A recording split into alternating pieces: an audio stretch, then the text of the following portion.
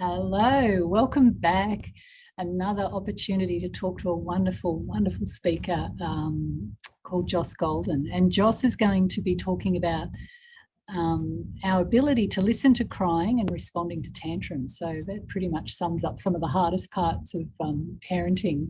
So welcome, Joss. Thank you so much for spending this time talking with us. Can I just ask you, the first question is, why do babies cry? Thanks for having me on, back to Tracy. basics. Yes. Yeah. So let's start with that. So babies cry for two reasons. The first of which is really well understood, and that is to express unmet needs. So perhaps they might be hungry, or they might be uncomfortable, or they might be in pain. As they can't talk, it's their only way of letting us know. So that's well understood. But what's less well understood is that they also cry for a second reason, and that is to express feelings. All babies experience stress and challenging situations in their young lives. Birth itself is a stressful experience for lots of babies, for most babies. And that transition from being in the womb to being out in the big wide world with all the noises and sounds and sensations that brings is stressful for children. So even if we parent our babies with closeness and great responsiveness and tenderness and love, they still experience stress. And their one way to show us and to share that with us and to let us know what they've experienced is through crying. So they cry as a way to get the stress out of their bodies. And our tears contain stress hormones. So it's literally getting stress out of their bodies. So yes, it's two very separate but connected reasons. And I think that's the component, that's the piece of the puzzle that as parents we are not aware of. And when we've done tick the box, so you've been fed, you've had a sleep, why are you crying? Then just being able to hold that space for feelings and to recognize that that's okay, that it's okay when babies cry. Yeah, absolutely. And initially, when I became a mum, I thought that if I stopped my child from crying, I was stopping my child from hurting and having any hurts. And actually, I think it's a really crucial distinction, that understanding that the process of crying is the process of becoming unhurt. And when you see it that way, it's a totally different perspective, and it's something that we can welcome and support. And yeah, by listening to those feelings, whatever age our child is, it promotes this really profound connection and this real safety and healing experience for our children. And it's as true for adults as it is for kids, isn't it? We forget about this. They're often a reflection of us. Yeah.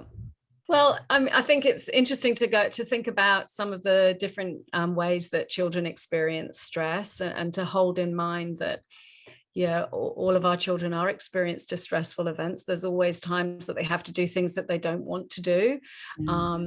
There's times when they have experiences that are traumatic and difficult.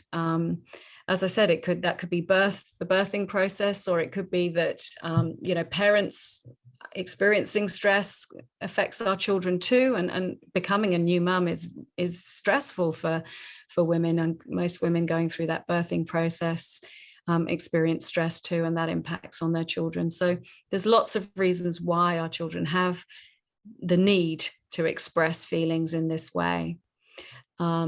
And I think what's really important with this approach is that we recognize that the mother and the father are the experts in their child. So there's lots of conflicting advice out there for parents about, crying, letting your children cry it out, and all those different things. And with all of these things, and listening to feelings too, the most important thing is for parents to learn to listen to their own feelings, and to experience for themselves whether they think their child is crying because they have an unmet need, learning to distinguish between that and crying because they have feelings to express, and all the strategies that we're going to be talking about today.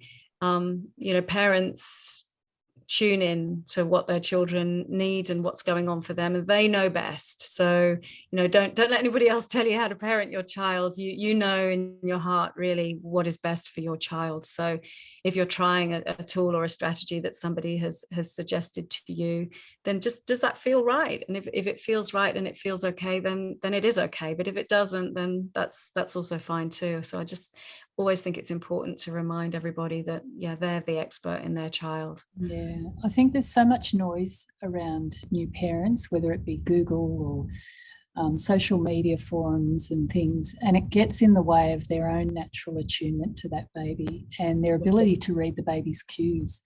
So one of the first things we do in our new parents groups is, stop reading Google and start reading your baby. Yeah. So how do parents do that?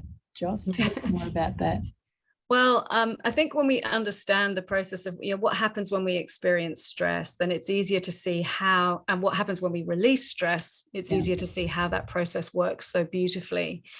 And with all of us, whatever our age, whether we're adults or children, when we experience stress, it creates a pain in our body. Like, we have this physiological response in our body. And if we don't have the opportunity to express that, then that gets stored in our body. And so this crying is this natural healing mechanism that allows us to get that stress out, as I've already said. There's different ways of doing that. We can do that through talking, or through shaking, or through laughter, or through the sort of movements. But for babies, it's really, and young children, it's mostly for crying. And so when we start to support our children in this way, and we start to listen to their feelings once we've met all their needs, immediate needs, and we'll talk more about this in a minute, how, we can see at the end of that process, we can observe how our children are. So if our children are in the middle of a huge tantrum, we can see the stress and the agitation and the tenseness in their bodies. And at the end of us listening to them and supporting them while they release those feelings, they feel so relaxed. They feel so calm. They jump into us and want to hug. There's that deep sense of connection. The same is true when our babies have cried. They're often, like, they're tensing their hands, or they're arching their back, or you can see in their physical body that they've got this stress and these feelings. And then after being heard and lovingly cared for while they express everything that's in their hearts, they're so relaxed. They're deeply connected. We have this beautiful eye contact. They've got this softness in their bodies. So it's through those observations, I think, that we get clearer and clearer about how to support our children and the impact of what we're doing when we're supporting our kids this way. And I think when we can create the time and the space to just hold that space for them as they go through those, crazy feelings and difficulties, that the storm often passes a lot quicker. Because when we do disconnect from our children and we're not present for them when they're struggling like that, then they start to find other ways to get our attention in order to feel heard and seen and understood. Yeah, absolutely. So from an aware parenting perspective, we would say that these are all those sorts of behaviors. Anytime our child is behaving in a way that we find challenging or difficult or unenjoyable, it's a red flag. And they're literally standing there or lying there waving a flag at us, saying, I've got really strong feelings, please help me, I need support, please can you listen to how I feel. So it could be that they're waking up frequently at night. It could be that they're crying a lot as babies frequently. So even when we've met all those needs, they're still crying. It could be that they're having tantrums, or when they're older, it could be that they're being a bit aggressive, or maybe they're pulling the dog's tail, or they're fighting with their siblings, or any of these things are signs, flags for us to say, please help. I need your support right now. And then all we have to do is listen. And I say all we have to do. It's a hard thing to do, because of course it's not how most of us were raised. And many of us have lots of feelings too around listening to feelings. But gradually, through doing it a little and a little and a little, and then seeing the beautiful impact on them, it becomes easier and easier. So what happens if parents themselves struggle with hearing a baby cry, or perhaps a child having a tantrum in public, which we all have to go through? I think that's a rite of passage as a parent, dealing with children in public. How do parents overcome their own resistance to their children's feelings? Well, I think one of the biggest gifts of becoming a parent is the opportunities that it gives us endlessly to heal our own stuff from our childhoods. Whether we like it or not, that comes up time and time again through parenthood. And I think the simple answer to that question is the more support that we get as parents to express how we feel, to share how we're feeling in the moment about our parenting, and also to share some of the stuff it's bringing up for us from our childhood, the easier it is to listen to children. And in fact, I would say the opposite the other side of that is that we cannot actually listen to our children with loving care and presence unless we are also receiving that ourselves. It's really difficult. And for new parents, most mothers have lots of stress to share about the birth process and about the early days of being a mother. And any opportunities that we offer parents to share what's in their heart, to talk to others, to receive loving compassion and care and empathy from someone else, the easier it is to then do that for our children. So true, isn't it? Yeah. So we have things we would suggest, like, for example, a listening partnership where you get together with another parent who understands this way of being with our children, and you get together perhaps once a week, and you take half an hour each, and you set a timer, and for that half hour you just share what's going on for you, and the other person just listens. They don't have to fix anything, they don't have to advise you, they don't have to make it better. They just offer you empathy and validation for how you're feeling, and then you swap.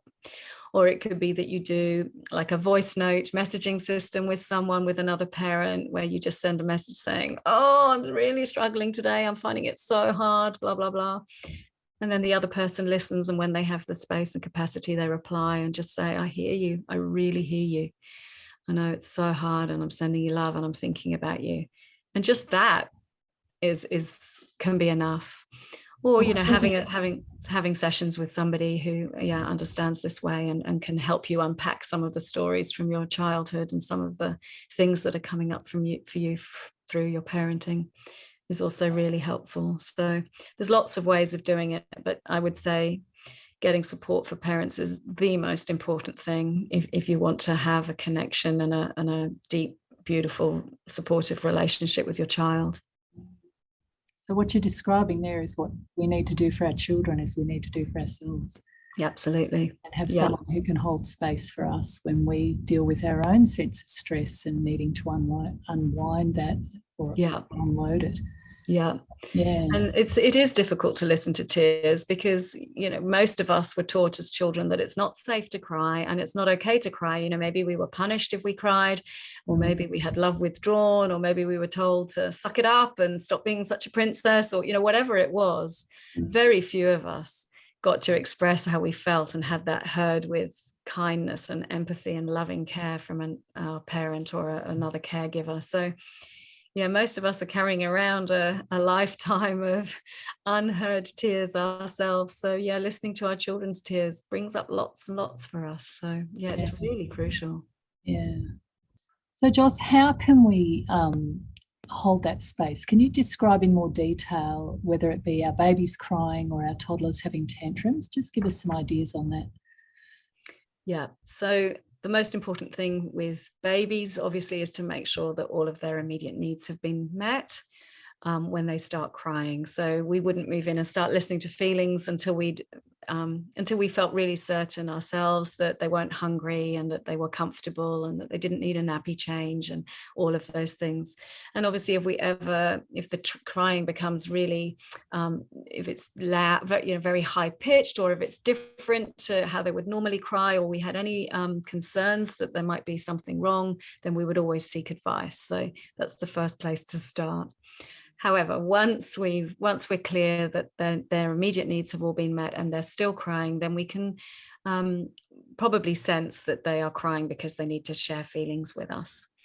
So the thing to do is just to hold your baby and let them know that you're there and you're listening. And sometimes people like to hold their children like this when they're crying, and sometimes you might want to hold your child more in that way so that you're facing each other in that way. Perhaps you might want to just lie down on a big bed or a comfy sofa and lie there with your child, whatever position is comfortable. And sometimes this crying goes on for a while, so you want to make sure that you're in a comfortable position.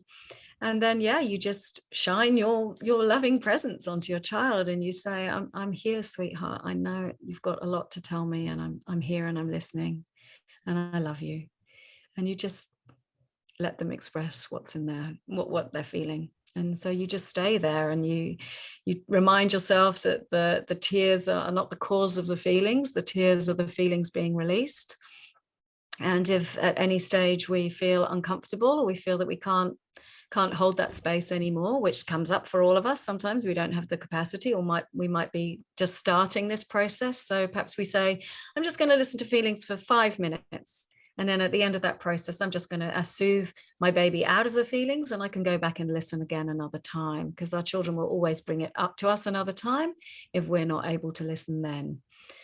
And then afterwards, you just observe after they've cried, how is your baby feeling? How is their body? Are they obviously relaxed and connected to you? And then we can be really clear that this has really supported our babies. And as I said, you don't have to listen to all the feelings all the time, and you don't have to listen the whole way through if you're finding it difficult and you're tired, or perhaps they're crying and it's the middle of the night and you just want everyone to get back to sleep again. But to choose times during the day when it feels right and you feel resourced to listen is really good. So with young babies, often people find it easy at nap time to say, right, I'm going to listen to feelings now, or at a time when a child is going to sleep for the first time in the evening. So you would feed your baby, perhaps even in a different space to the space where they're going to sleep. And you would feed them perhaps, 15 minutes before they go to sleep, and finish that. And then you might take them into the bedroom and say, I'm here, sweetheart. I'm going to listen to anything you have to share. If you have anything you want to tell me, I'm here and I'm listening. And then you might listen to them crying before they fall asleep. But you might say, if they wake up in the night, as I said, and they're crying, then I'm not going to listen to feelings now, because everyone's exhausted and we just want to get back to sleep. So in which case, then you would soothe the baby, pat the baby, feed the baby, whatever you can do to get them back to sleep. Yeah, and I would always tell my baby what I was doing as well. So I might be like, I think you might have some feelings to share with me now, sweetheart, but I'm too tired. I think we all just need to go back to sleep. So I'm just going to put you on the breast, and hopefully we'll be back to sleep again soon. And I think, our babies just get it, don't they? They get our energy, they understand our words. And so there is this idea that we have to be consistent and we always have to do the same thing for our babies to thrive. And that's just not the case. We can just let them know. And, as babies, they start off hearing that and understanding. And then that means that they, as children, older children, they get it, that sometimes mum's not there. Sometimes mum can't support them and listen. And that's okay. They know that we'll come back to it another time. Yeah. And, I didn't listen to my first child crying at all until he was 2, because I didn't know about this way of being with our children. So he never got to express feelings as a baby, and he's had lots of catching up since. So yeah, it's not something that you have to do. It's something that you choose to do when you feel adequately resourced to do it, and your baby's showing you signs that they want to share.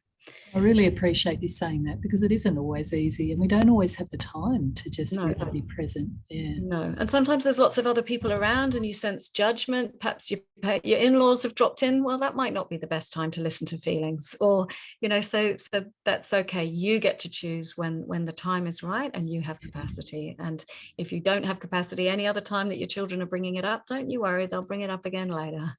That's fine. And I love how you're dialing them into the language around becoming aware of their feelings as well, by using it even when they're babies. Yeah, even before they're expressing language themselves.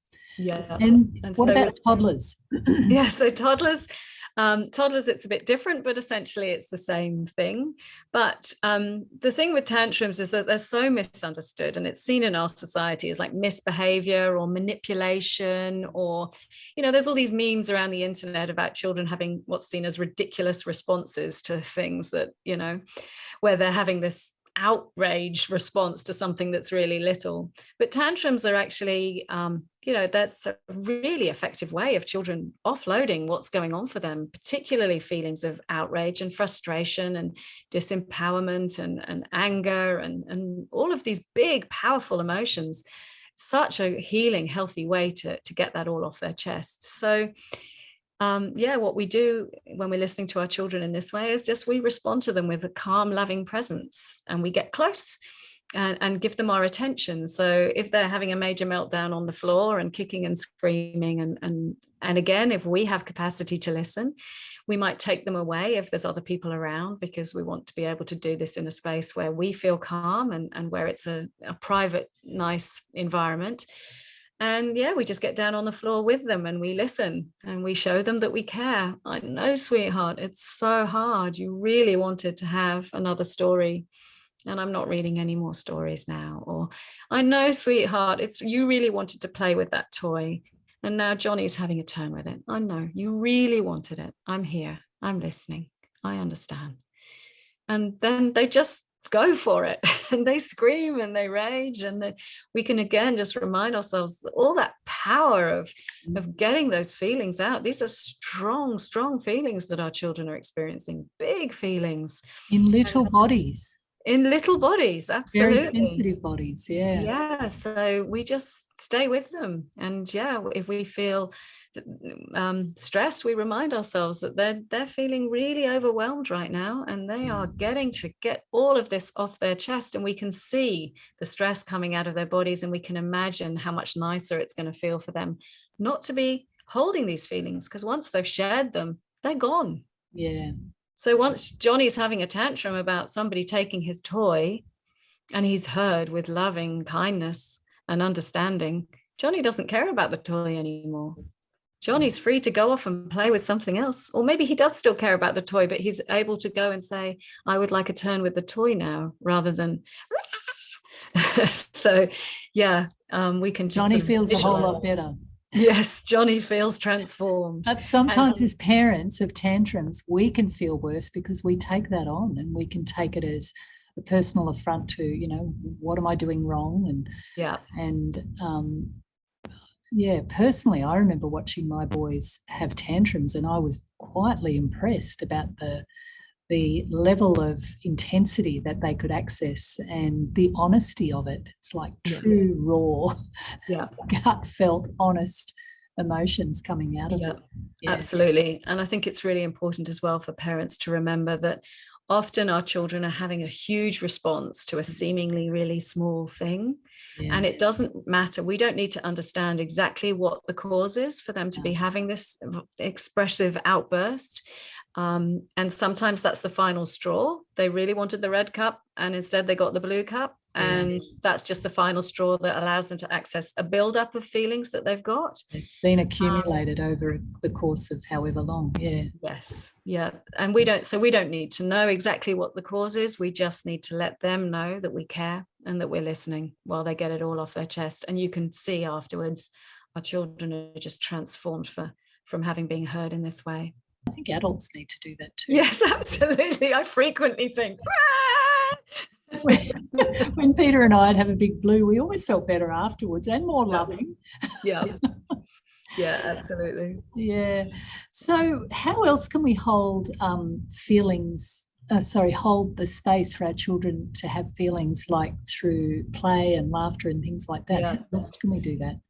So yeah, that's also another really not well understood aspect, and that is that children release feelings through laughter and they heal through play. Absolutely. So, and this is sometimes this is something that people find more difficult, because as parents we often have this idea that that's a serious business, parenthood, and so it sometimes feels difficult to give ourselves permission to be playful and silly and fun with our children.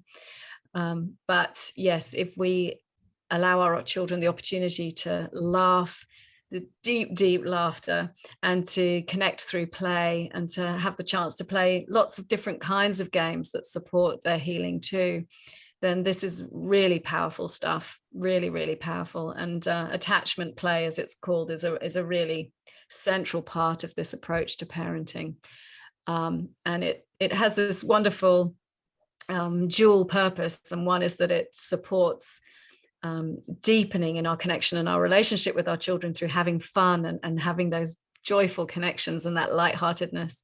But yes, it also has this possibility to solve behavior problems, as it allows our children to release and heal strong feelings that they're experiencing. Can you describe a little bit more about what attachment play looks like? Yeah, sure. So it's just a way, anytime our children are behaving in a way that is challenging or difficult, one option is to listen to feelings, and the other option is to move in with playfulness. And so there are actually 9 different types of attachment play that Aletha Salter describes in her book, Attachment Play. But they're all different ways of responding playfully. So it might be something like offering our children regular special time, which is where we might set a timer and say every day I'm going to, or several times a week, I'm going to offer my children 15 minutes or half an hour or whatever we have capacity to do. And we say to our children, right, we're going to have special time now. So we do whatever our children want to do. So we follow their lead, and we are just giving them our undivided, focused attention and playfulness for that 15 minutes, for that half an hour, whatever, while the timer is on. And they choose what you do. So you follow them around and you're just like engaged and interested in what they're doing. That really, really fills our children up. So there's play that we do generally to try and make our children feel more connected. And then there's also play that we can do in the moment to respond to particular challenges with behavior. And often that's things like, being ridiculous and getting things wrong and being silly. So for example, if our children don't like getting into the car seat and being strapped into their car seat, we might run to the car and we jump into their car seat and we act all surprised and shocked that we can't strap ourselves in and that they should be driving. No, but you said you were going to drive today and I'm sitting in the back, and being silly. And any time where our children get to saying, no mummy, you've got it wrong, you're silly, and they get to be the knowledgeable, powerful, strong ones, it's really, really helpful for them. It could be something simple like reading a book at bedtime, and we bring the book out and we have it upside down, and then we don't understand why we can't read the words anymore. Or we might start at the beginning. One that I used to love doing with my children was start at the beginning of the book and you say once upon a time, and then you flick right to the end and you say the end, good night, and you put the book down, and the children go, no mummy, you got it wrong.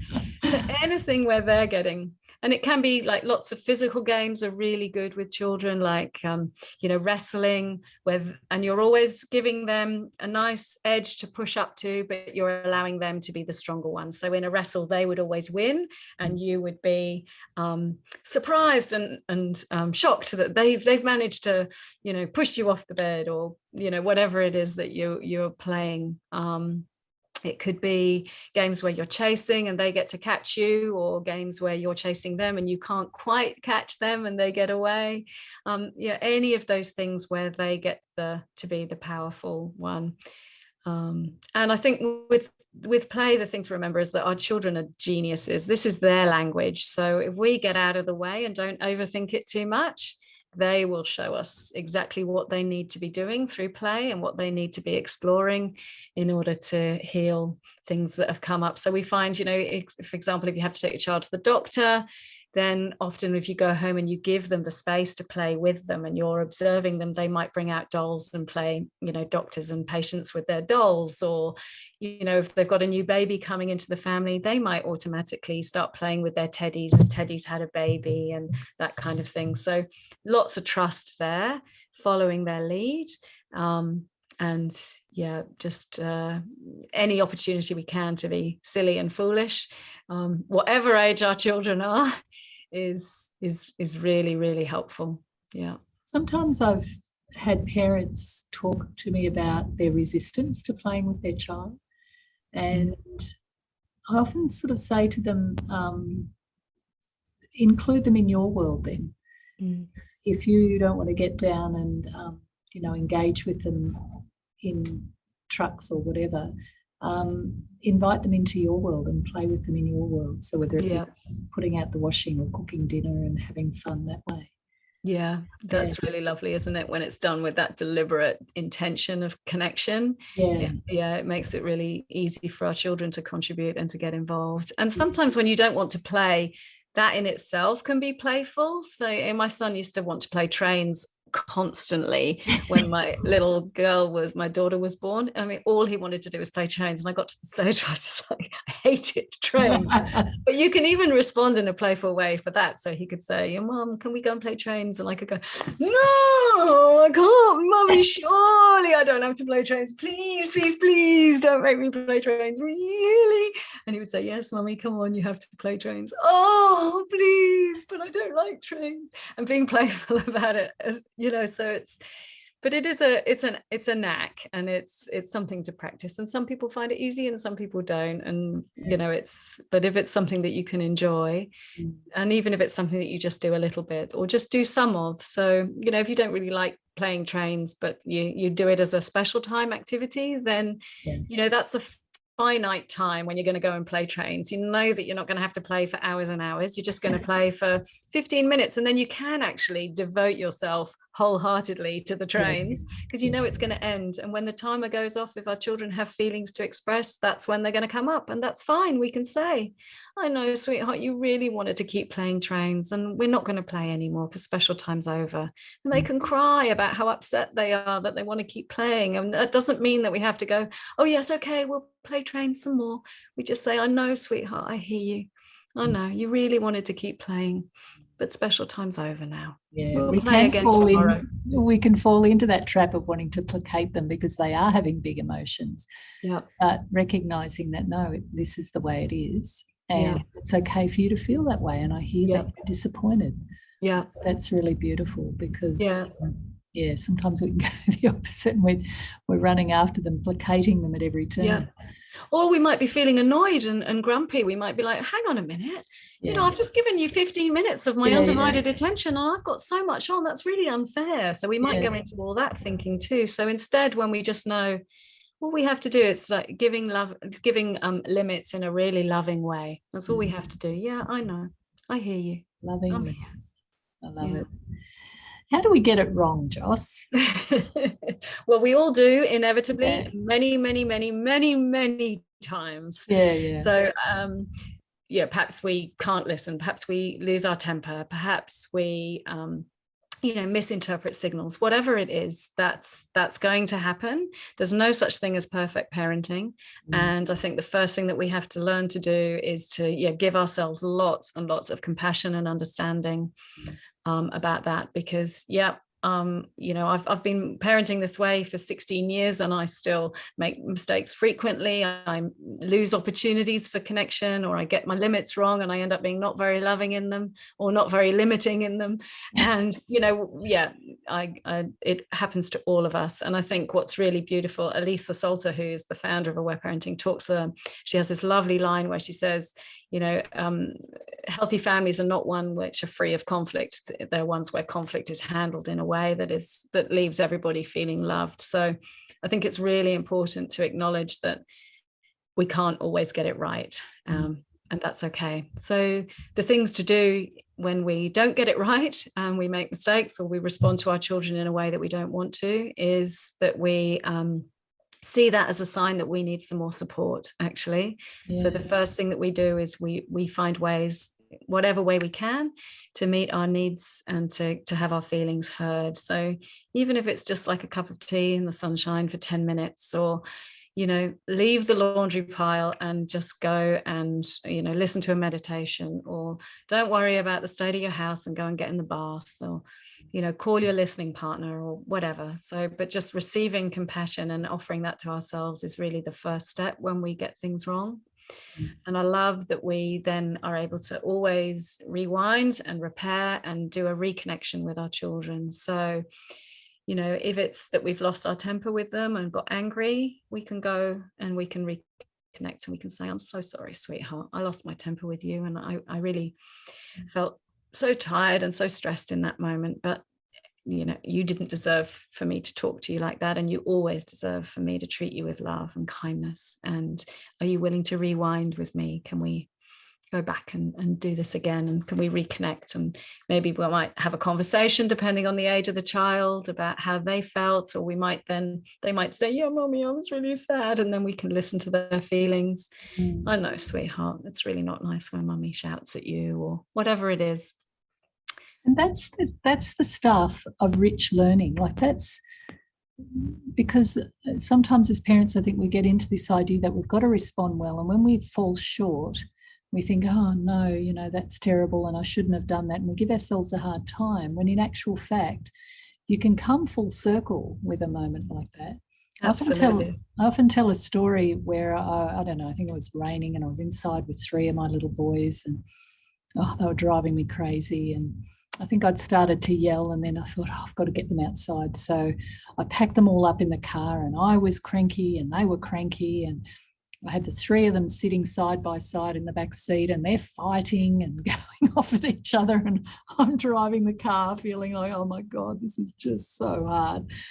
And I was tired. I was on my own. I was unsupported. I was feeling right in the throes of it.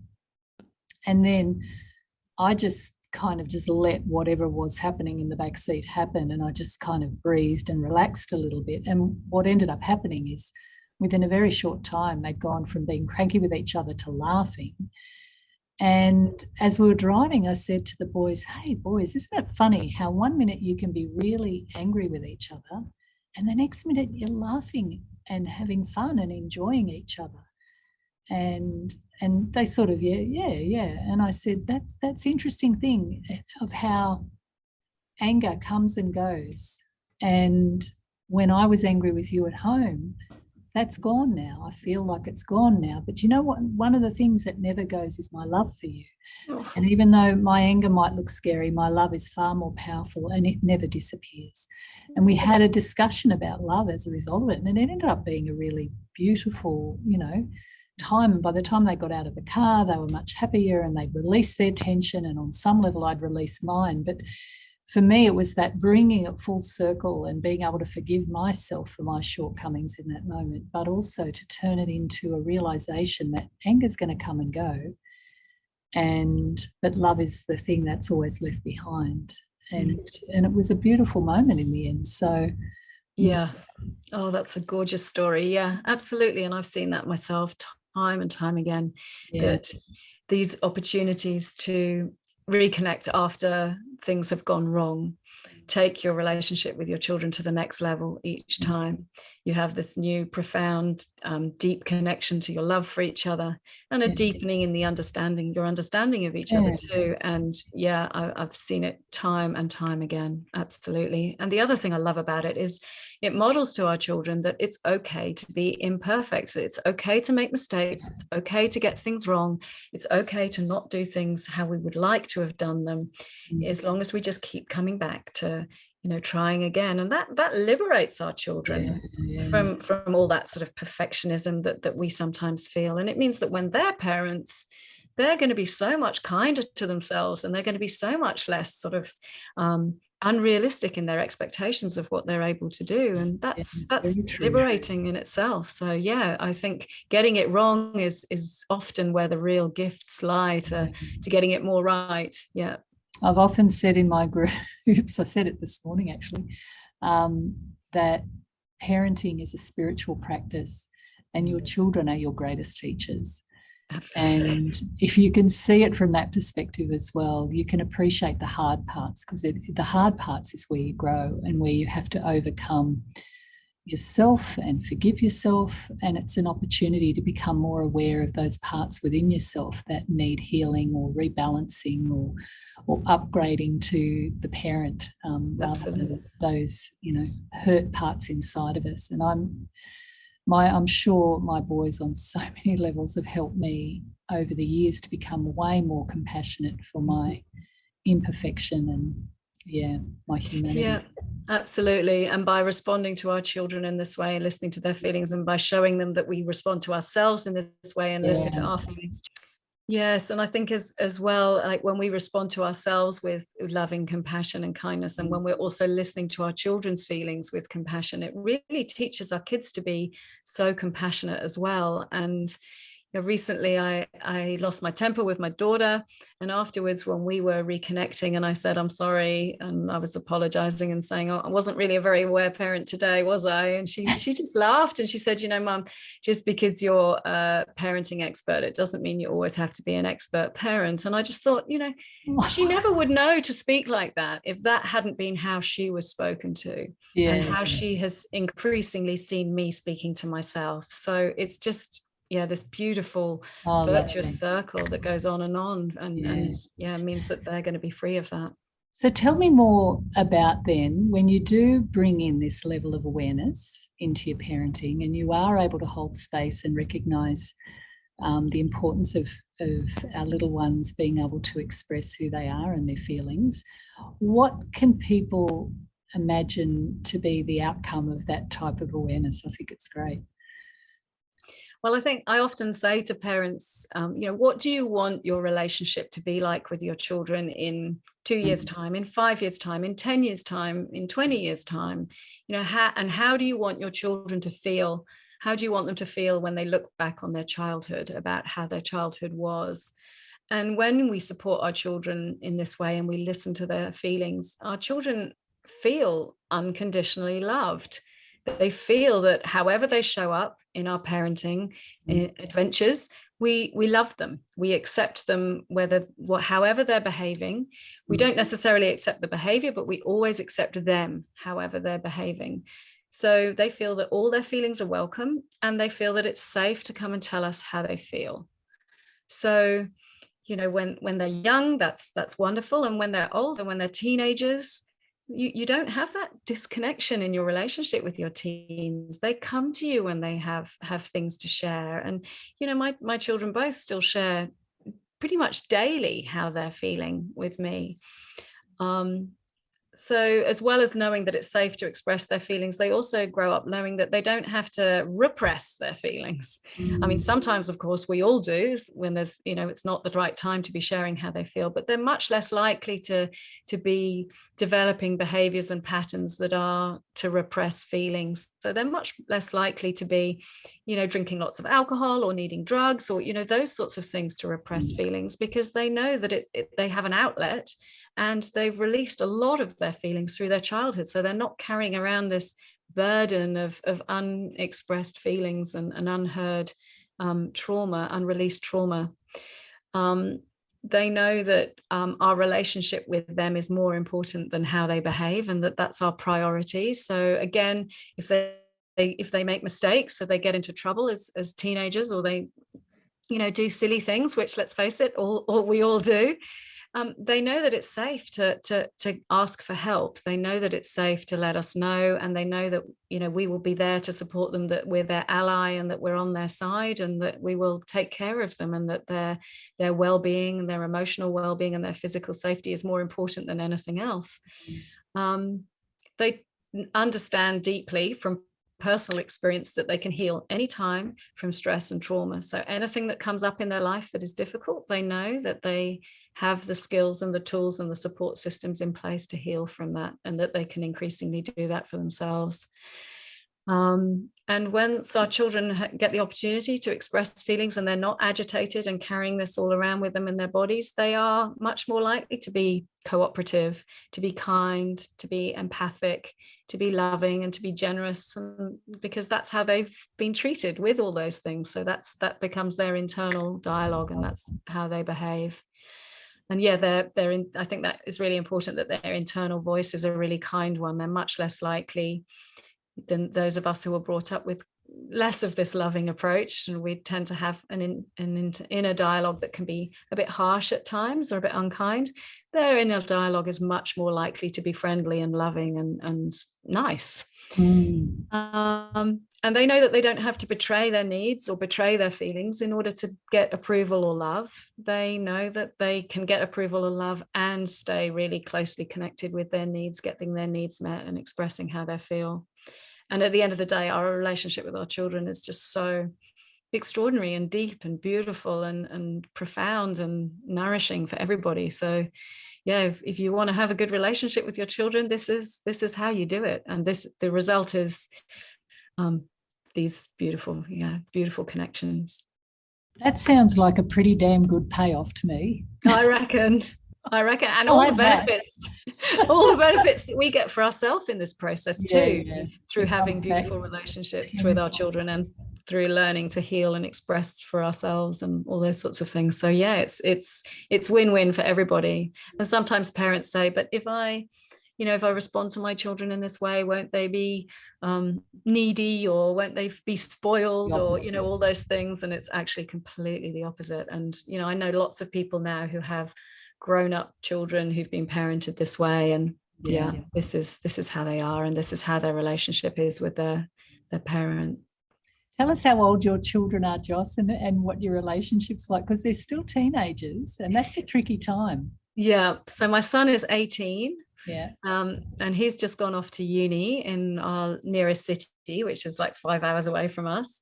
So this has been a big transition for all of us, big change, because we've homeschooled all the way through. So we're really used to being together. And yeah, we text each other every day. We speak to each other frequently. He recently had COVID and was in isolation. So, we FaceTimed for hours and hours every day. Literally one day we were on for 4 hours, and, he's obviously having his adventures and going off on his life and finding his way and making his own choices. But we have this deep connection and this beautiful relationship as well. Lots of fun and laughter and silliness too.